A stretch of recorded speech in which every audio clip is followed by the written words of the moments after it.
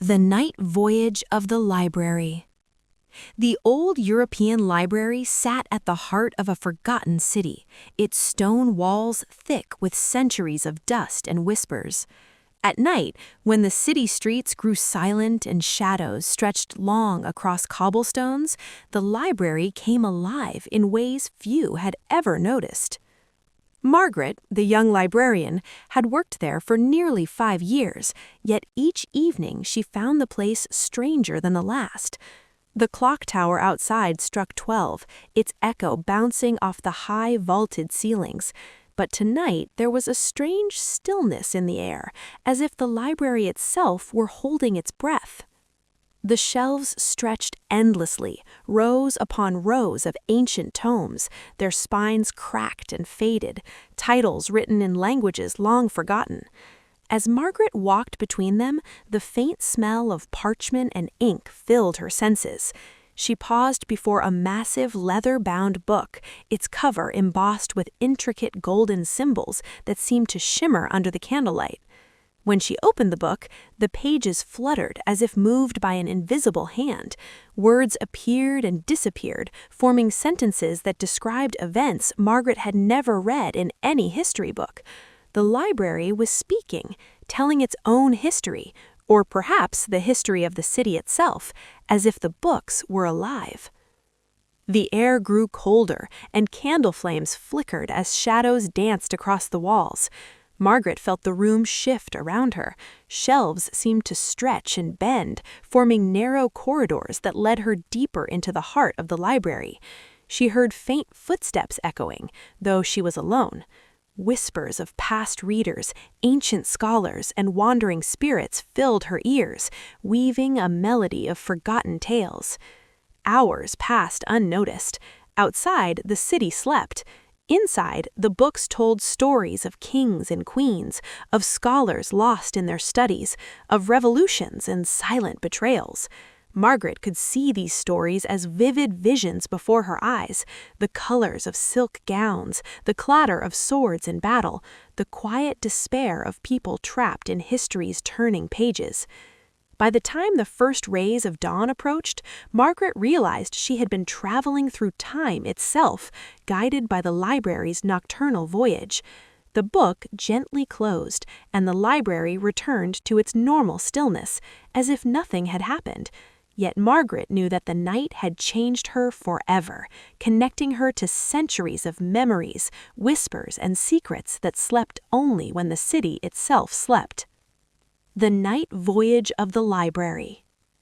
Night had returned as Margaret entered the library once again. Even though the sun had risen hours ago, she felt an inexplicable pull toward the stone walls, the scent of old books, and the soft echo of forgotten pages. It was as if the library remembered her and invited her into a world hidden between ink and parchment. Margaret approached a circular reading room she had never noticed before. Its walls were lined with spiraling shelves, curving upward like the inside of a giant clock. Each book emitted a faint glow, pulsing rhythmically as though alive. She reached for a volume bound in deep blue velvet, embossed with silver filigree that shimmered in the dim light. When she opened the blue book, a soft wind seemed to lift from the pages, carrying whispers from centuries past. Scenes unfolded before her eyes, a medieval scribe carefully writing in the candlelight, a royal procession through cobblestone streets, scholars debating in hidden chambers.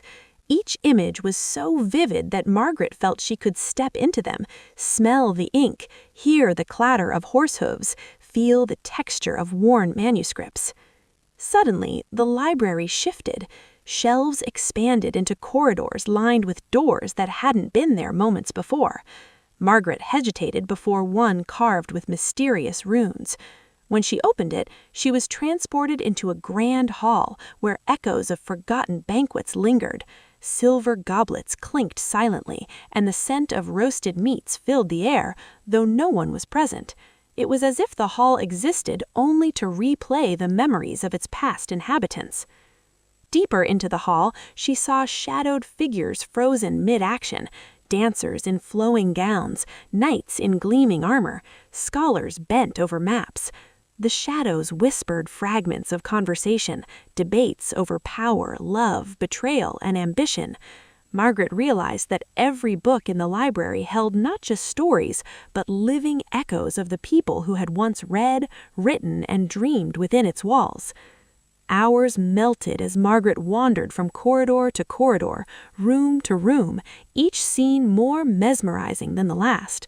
The library's magic was not just in the books, it was in the memories embedded in every brick, every parchment, every candle stub.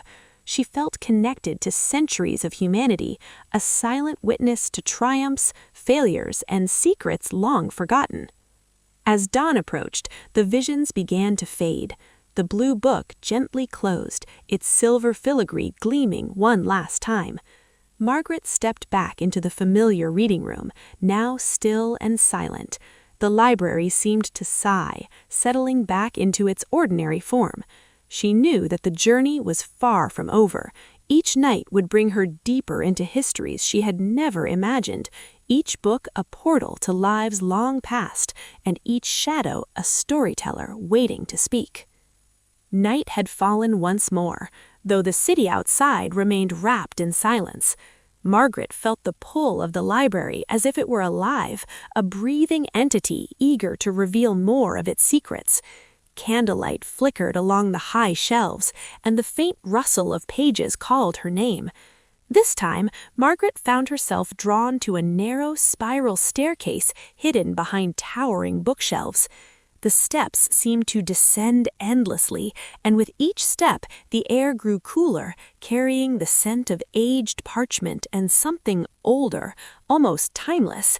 She felt anticipation and unease intertwining with each heartbeat. At the bottom, she discovered a forgotten chamber. Its walls were lined with manuscripts tied in twine, shelves covered in dust, and scattered with quills and inkpots. In the center, a glowing orb hovered above a pedestal, illuminating visions of people long gone, scholars studying, poets writing, and librarians walking silently through centuries. The orb pulsed gently, drawing her attention to a book resting beneath it.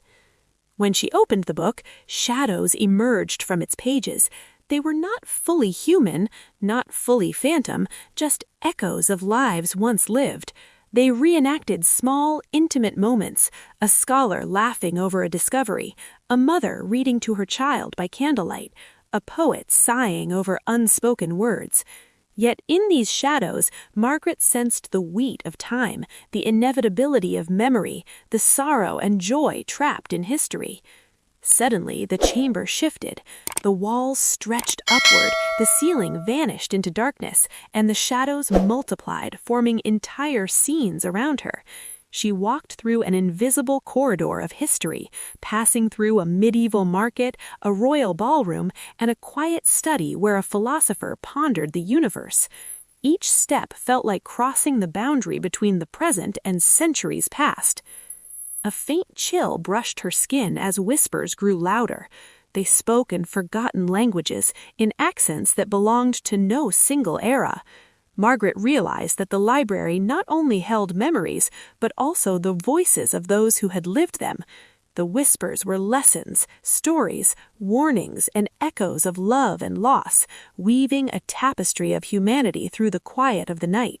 Hours slipped away unnoticed.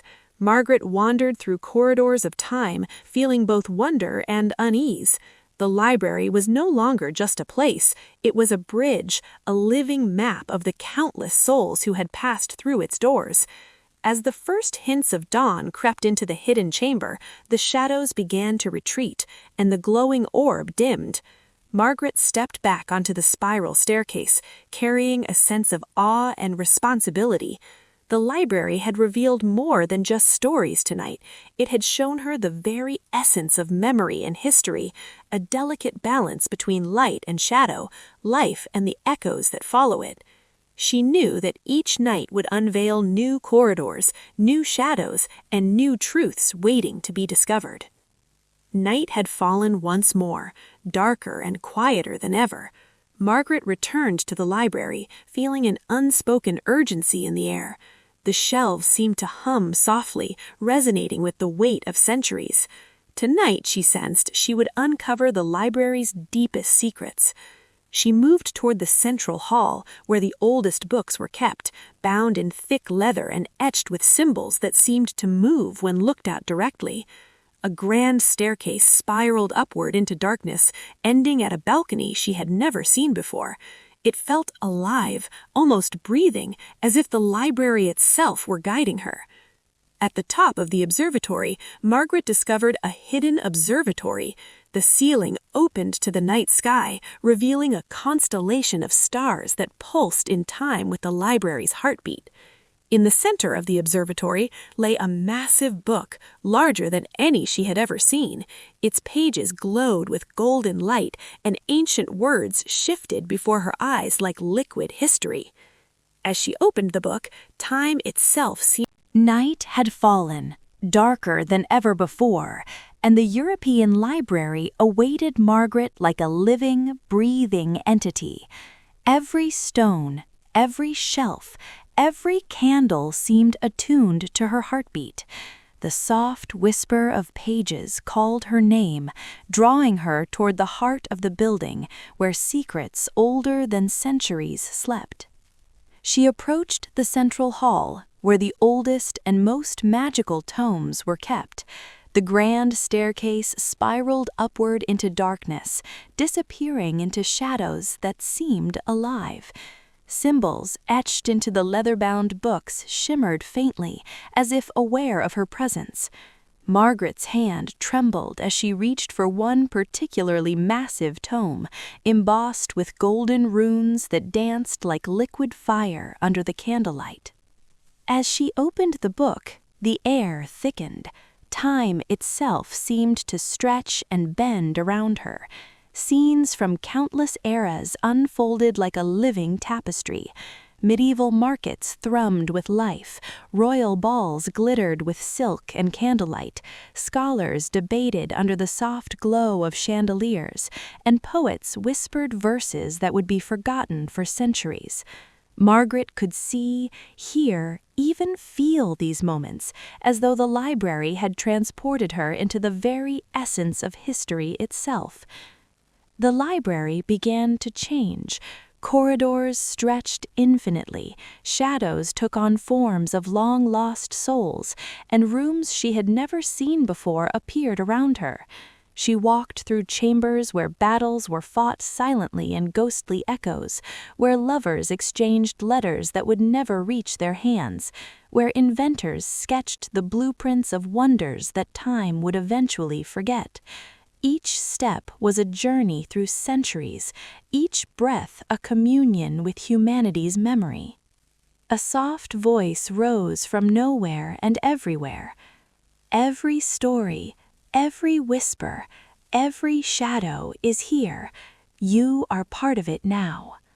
Margaret felt herself merging with the library's essence. She could feel the joys and sorrows of those who had once walked these halls, the unspoken thoughts of scholars, the dreams of children reading by candlelight, the secret ambitions of rulers long gone. She understood that the library was alive, not merely a collection of books, but a sentient vessel of memory, holding the entire spectrum of human experience within its walls. Hours, perhaps centuries, passed unnoticed. Margaret wandered deeper, entering a chamber where the ceiling opened to the night sky. Stars pulsed gently, as if mirroring the library's heartbeat. At the center of this observatory floated a colossal book, glowing with golden light so vivid that it seemed to illuminate the entire city outside the library's walls. This book contained the purest essence of time, not stories, not memories, but the raw soul of human history itself. When Margaret opened it, the world around her dissolved. She witnessed civilizations rise from dust, flourish and vanish, cities of marble and glass that shimmered in sunlight before crumbling silently, quiet villages that would vanish into memory, forests cleared and replanted, rivers carved into new paths, all of it flowing like liquid memory. She saw kings and queens, poets and warriors, mothers and children, inventors and dreamers, all playing their roles in the endless dance of history. Then came a vision of herself. She saw her own life reflected in the glow of the book, her years in the library, but also the ripple she would create, how the stories she read, shared, and preserved would influence countless unknown lives. Margaret realized that her presence too had become a whisper, a thread woven into the living tapestry. The golden light pulsed, intensifying the visions. Margaret felt herself floating through time, becoming weightless, becoming memory itself. She could hear every whisper, every footstep, every turning page of every book that had ever existed. And then, as dawn's first light crept across the library's stone floors, the colossal book gently closed. The visions faded. The corridors shrank back into familiar shelves.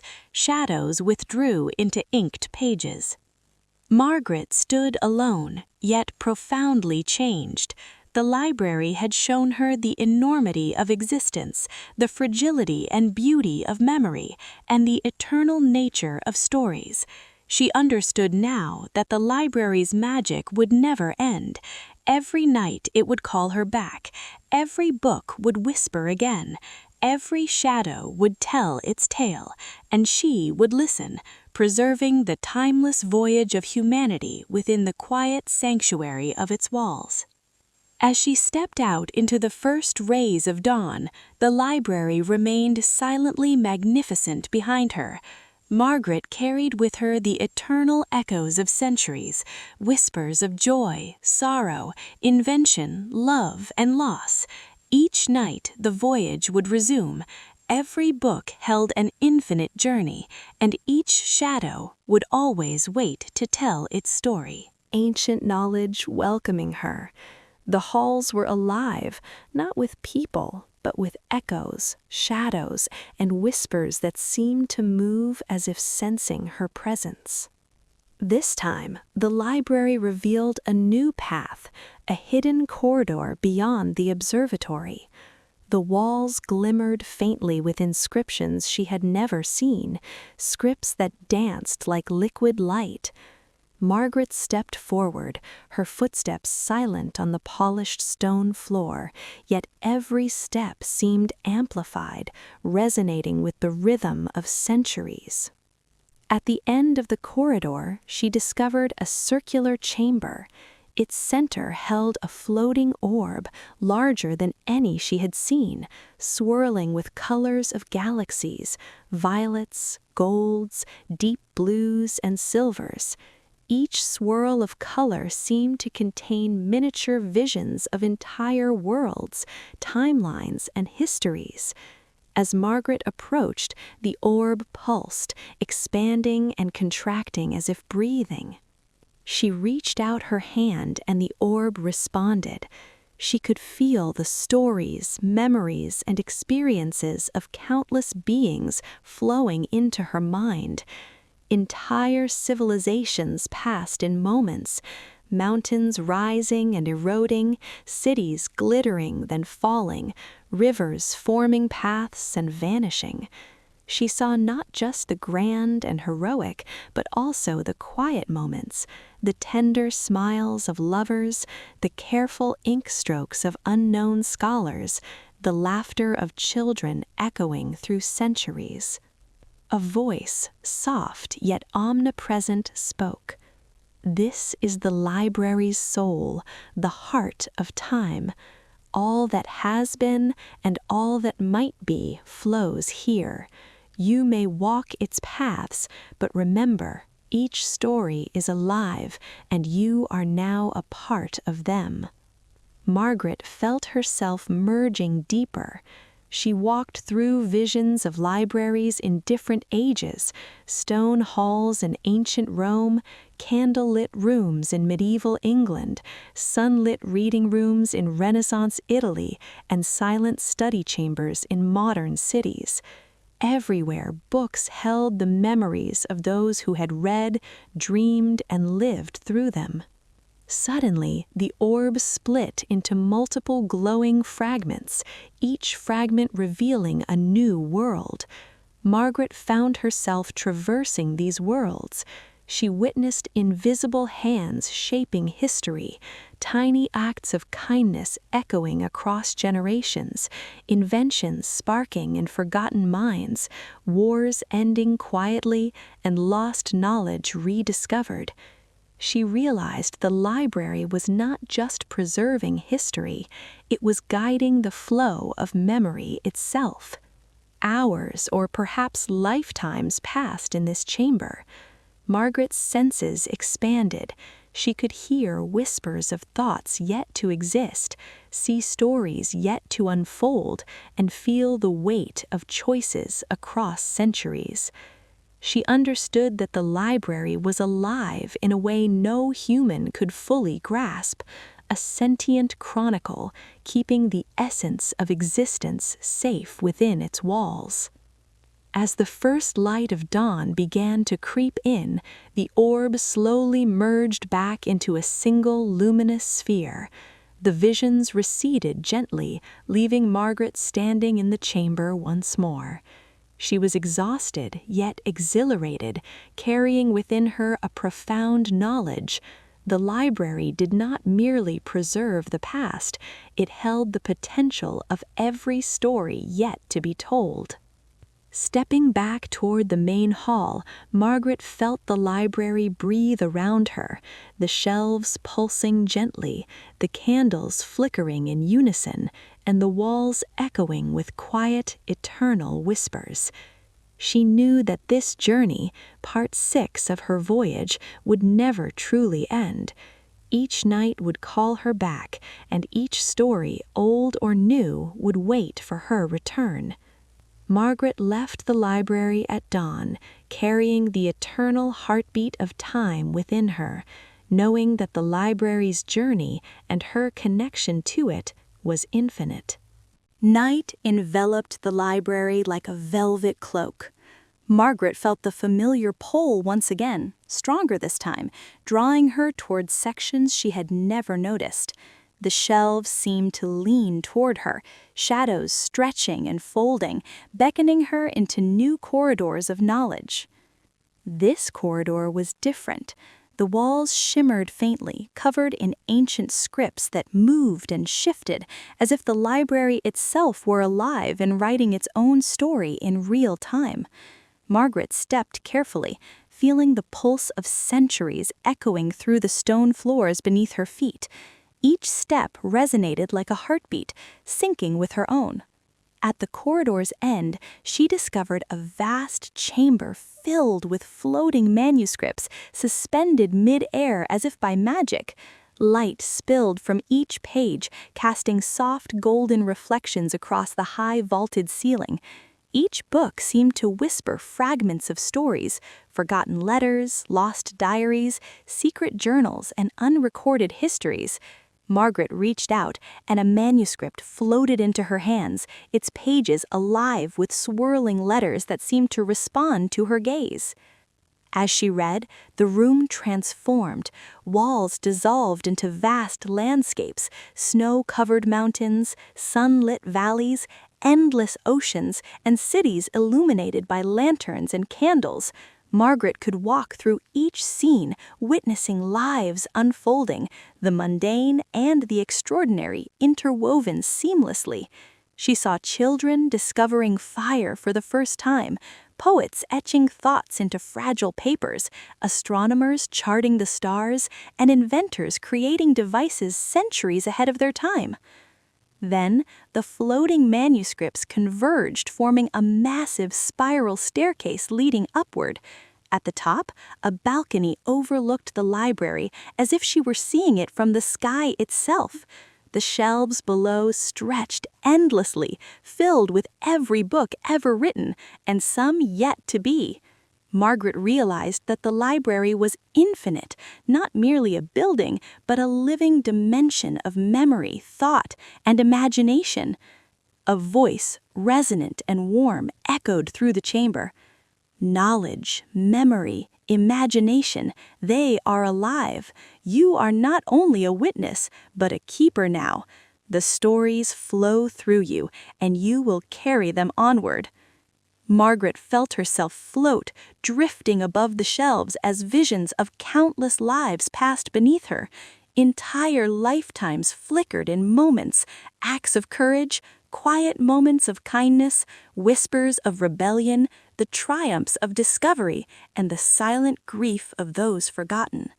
The library had become a mirror of humanity, and she was part of its reflection. Hours, or perhaps eons, passed.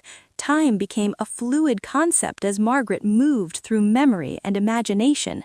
She felt the weight of history, the fragility of existence, and the infinite potential of stories yet to be told. And as dawn's first light touched the stone walls, the chamber gently returned to its ordinary form. The manuscripts floated back to their places, the walls solidified, and the soft hum of the library settled once more. Margaret descended to the main hall, feeling the profound calm of having witnessed eternity itself. She understood now that the library was not just a place, not merely a collection of books.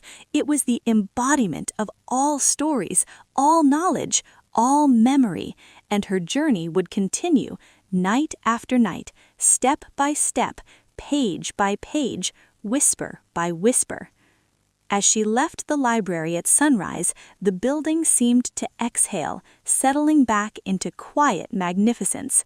Margaret carried within her the pulse of every story she had encountered, knowing that the library's voyage was eternal and she was forever intertwined with its heart.